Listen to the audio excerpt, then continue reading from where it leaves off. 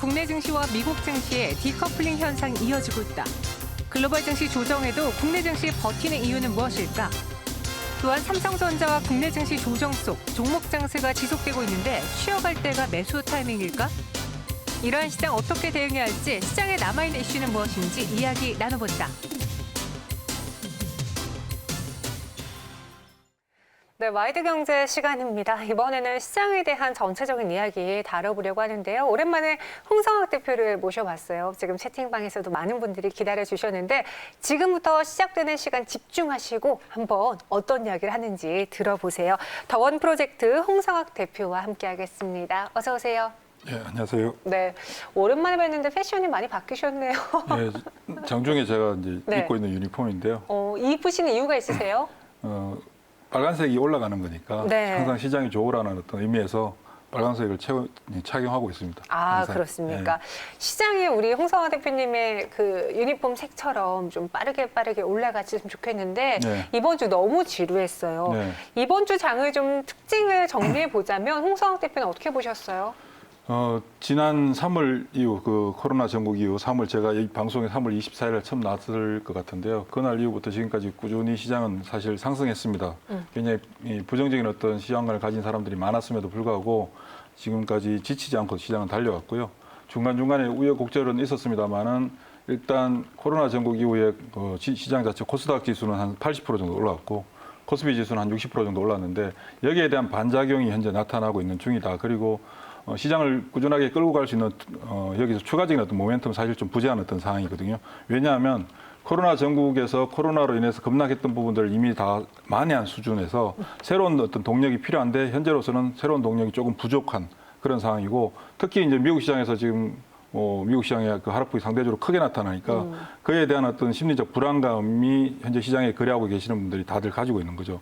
그런 부분들이 좀 지루하게 펼쳐지고 있으나 제가 생각할 때는 아주 좋은 현상이다라는 생각을 가집니다, 개인적으로는. 네.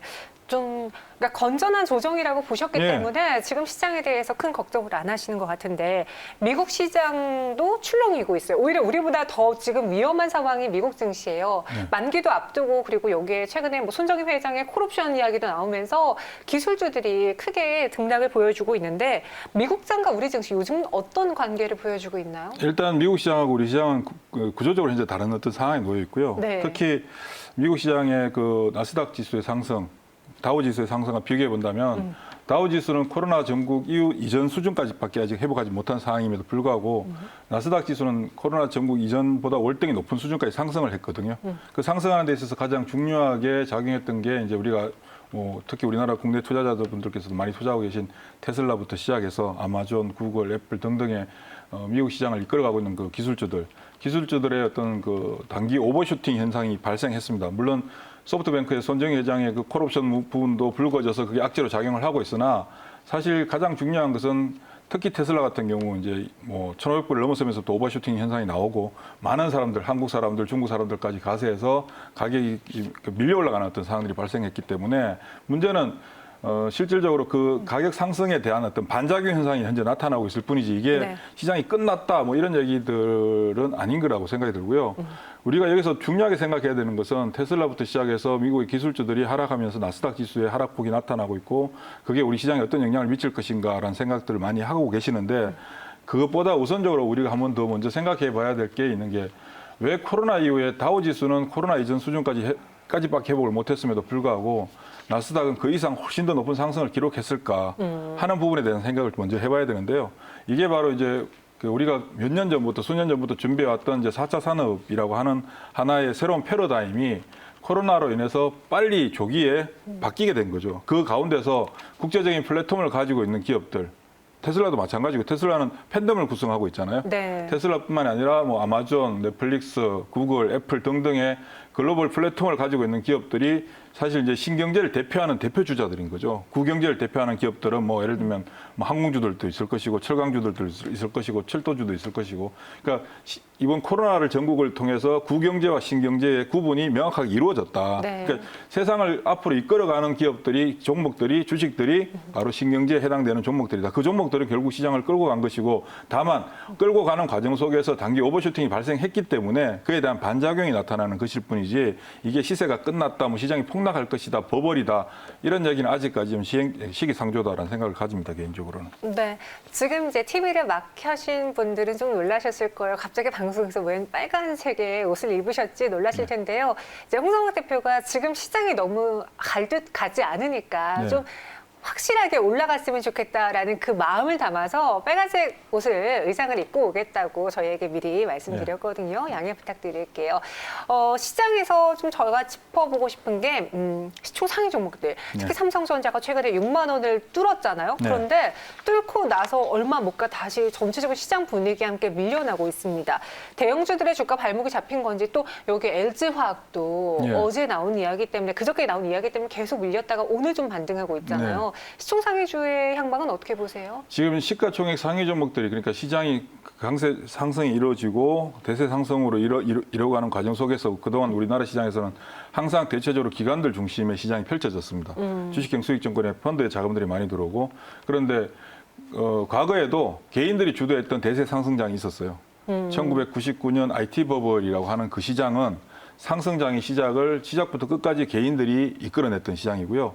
예전에 방송에 나와서도 말씀드렸습니다만 그때 당시 고객 예탁금이 1조 대에서 12조 대까지 늘어나는 엄청나게 고객 예탁금이 늘어나면서 시장을 밀어 올렸던 시장 상황이었는데 지금 시장 대형주들의 움직임이 저조한 가장 큰 이유는 현재 그 외국인들 코로나 이후에 외국인들이 한 30조 정도 매도한 후에 현재 추가적인 매수를 하고 있지 않은 상황이죠. 네. 원달러율은 오늘 뭐 1,170원이 깨지고 있는 상황이고 외국인들이 매수할 수 있는 환경을 조성해주고 있음에도 불구하고 외국인들이 현재 순매수로 전환하지 않는 가장 큰 이유는 바로 이제 포트폴리오 재조정 과정에 놓여 있기 때문에 그런 거고요. 특히 뭐 블랙록부터 시작해서 세계 제일 큰 자산 운용사들이 현재 미국 시장에 상장된 2,000개 이상의 ETF들, 전 세계를 대상으로 투자하고 있는 ETF들을 현재 강제 청산하고 있는 중에 놓여 있어요. 그런 부분들 때문에 외국인들이 시장 참여가 저조한 것이고, 그다음 국내 기관 투자가들이 시장을 끌고 나가줘야 되는데, 국내 기관 투자가들은 코로나 전국 이후에 주식형 수익증권 잔고가 20조 정도가 빠져나갔습니다. 네. 그러니까 개인들이 펀드에 가입했던 돈들까지 빼서 직접 투자를 하고 있는 상황이니까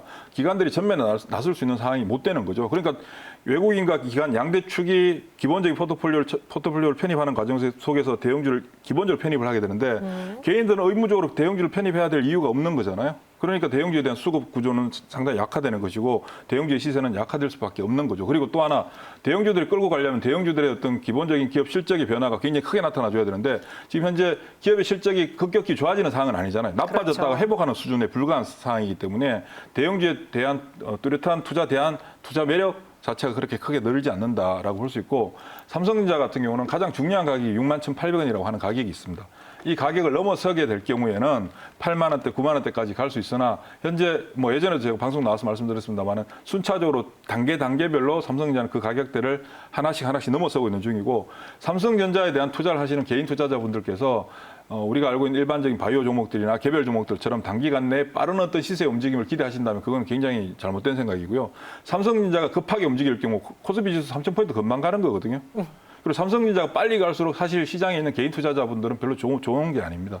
지수는 최대한 천천히 움직여주는 가운데서 지금 넘쳐나는 자금들을 활용해서 시장에 종목들, 다양한 종목들, 아주 우수한 종목들, 우량한 종목들이 많으니까 그 종목들에서 시세가 돌아가는 어떤 과정들이 펼쳐지는 게 실제 개인 투자자분들한테 훨씬 더 유리한 상황이다. 그래서 대형주의 움직임이 저조한 거에 대해서 오히려 기뻐하는 게 좋다라는 생각을 가집니다. 오, 또 그렇게 보셨네요. 예.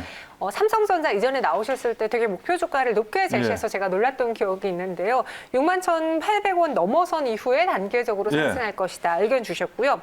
그럼 9월과 10월 이제 남은 기간 동안 또 우리가 봐야 되는 이슈는 어떤 게 있을까요? 자, 지금 이제 9월 달부터 우리가 이제 관심을 가져야 되는 게 이제 정부 차원에서 그린 뉴딜 펀드가 출시되잖아요. 네. 근데 이 그린 뉴딜 펀드라고 하는 것은 그 우리나라에만 국한된 것이 아니라 코로나 이후에 모든 정부들, 유럽도 그렇고 미국도 그렇고 경기를 부양하는 과정 속에서 그린 뉴딜 그러니까 우리 탄소 배출권부터 시작해서 환경적인 어떤 부분에 대한 어떤 투자를 집중적으로 하겠다라고 했던 부분이고 지금 현재 글로벌 시장에서 다 그렇게 밀고 나가는 어떤 부분이기 때문에 우리나라에서만 일어나는 일이 아니거든요. 그러니까 이 정부 차원에서 뉴딜 펀드가 조성이 되게 되고 출시가 되게 되면 현재 국내 뭐 100개 이상의 자산 운용사들이 모두 복제 펀드들을 다 만들어내게 돼 있어요. 그럼 거기에 해당되는 종목들은 제한적이고 유통 주식들도 제한적인 상황에서 기존 펀드들 외에 새로운 펀드가 유딜펀드에 편입되는 종목들을 당연히 편입해야 되는 거죠. 그럼 수급 구조에서 수요가 굉장히 개선되는 상황이 만들어지게 되고 얘네들이 결국은 뭐가 되냐면 지금 제한적인 시장을 한 단계 레벨업 시키고 시장을 밀어 올리는 데 있어서 주도주 역할을 하게 된다. 그 종목들은 제가 이 4월 달 방송에 계속 나왔을 때도 말씀드렸던 IT 하드웨어를 중심으로 한 디지털 컨텐츠 그리고 결국 제약 바이오 뭐 이런 쪽 그리고 풍력과 관련된 종목들 최근에 몇 개 안 되니까 네. 그런 종목들밖에 안 되겠죠. 그러면 오히려 시장은 종목들이 압축돼서 더 강하게 이제 치고 나가는 그런 현상의 시장들이 만들어질 수밖에 없다. 예. 대표님 보고 있으니까 제가 네. 웃음이 나서요. 네. 저도 방송하면서 이렇게 빨간 옷을 입은 원피스를 입은 적은 있지만 이렇게 트레이닝복을 입어본 적은 없거든요. 근데 홍성화 대표님의 뭐 마크라고 하고 네. 또 시장 상승에 대한 강한 염원이라고 하니까요. 여러분들도 같이 봐주시고요. 그럼 마지막으로 항상 지난번에 이제 홍성화 대표님 나올 때마다 그 주에 담아야 될 종목들 포트 네. 정리하셨거든요. 네. 오늘은 한 종목으로 좀 압축해 볼게요. 한 종목이요. 한 네. 종목을 한다면 그 통신 장비 중에 대장이라고 할 수 있는 KMW. KMW. 예, KMW 같은 경우는 상대적으로 여타 통신 장비들 업체들 뭐 에이스테크나 다산 네트워크스나 서진 시스템, 오이솔루션에 비해서 상대적으로 움직임이 작았는데 네. 작았던 가장 큰 이유는 기본적으로 이 종목들을 기관 투자가나 개인들이 많이 가지고 있어요. 작년에 이미 크게 올랐기 때문에. 맞아요. 그래서 통신 장비 하면 KMW 생각해서 많이 들고 있었는데 지금 물건이 계속 이제 물량들을 줄여 나가는 과정이거든요. 그러니까 지금 현재 오늘 종가가 오늘 현재 장중에 82,100원이네요.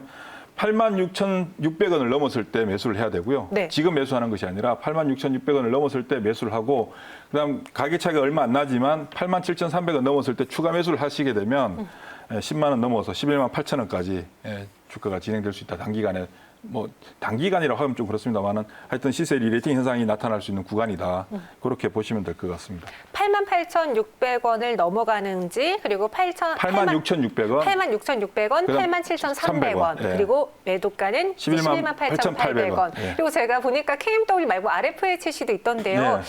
두 개를 다 같이 가져가도 괜찮은 건가? 관계 없습니다. 관계 없습니다. 왜냐하면 지금 현재 삼성전자가 미국의 브라이즌을 통해서 이번에 8조 원 정도 수주했잖아요. 네. 가장 혜택을 많이 보는 회사가 이 두 회사들이에요. 그러면 RFHC도 사실 올 한 해 네. 화웨이 때문에 굉장히 억눌려 있었던 부분들도 있거든요. 근데 지금 최근에 이제 고개를 들며 살아나려고 하고 있는데 지금 가격은 사실 중요한 가격이 좀 지났습니다. 44,700원이 중요한 가격인데 그 가격을 넘어선 상태고요. 그 다음 중요한 가격이 47,400원이 있습니다. 47,400원을 넘었을 때는 좀 더 공격적인 대응을 하셔도 되고 넘어서게 될 경우 1차적으로 61,400원까지는 진행되는데 무리가 없다. 예, 그렇게 볼 수 있겠습니다. 네, 알겠습니다. 5G에 대해서 오늘은 좀 집중하신 것 같아요. KMW, RFHC 소개해 주셨고요. 홍성화 대표 여기서 인사드릴게요. 오늘 말씀 고맙습니다. 예, 감사합니다.